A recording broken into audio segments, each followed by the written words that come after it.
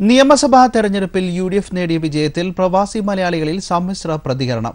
കുവൈറ്റിലെ വിവിധ കേന്ദ്രങ്ങളിൽ നടത്തിയ ആഹ്ലാദ പ്രകടനത്തിൽ നിരവധി പേരാണ് പങ്കെടുത്തത്.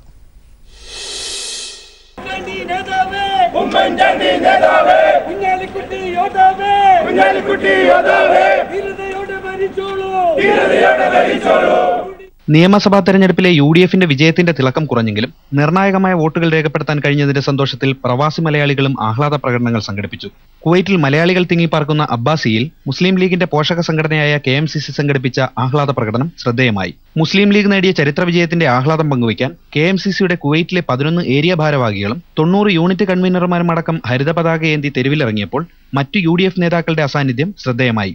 കോൺഗ്രസിനേറ്റ അപ്രതീക്ഷിത തിരിച്ചടി മൂലം ഫലം പുറത്തു വന്ന ശേഷം കുവൈറ്റിലെ പല പ്രമുഖ കോൺഗ്രസ് നേതാക്കന്മാരും ഫോണിൽ പോലും പ്രതികരിക്കാൻ തയ്യാറായില്ല. ഇതിനാൽ തന്നെ UDF സംയുക്തമായി നടത്തേണ്ട ആഹ്ലാദ പ്രകടനം മുസ്ലിം ലീഗ് പ്രവർത്തകരുടേത് മാത്രമായി ചുരുക്കേണ്ടി വന്നു.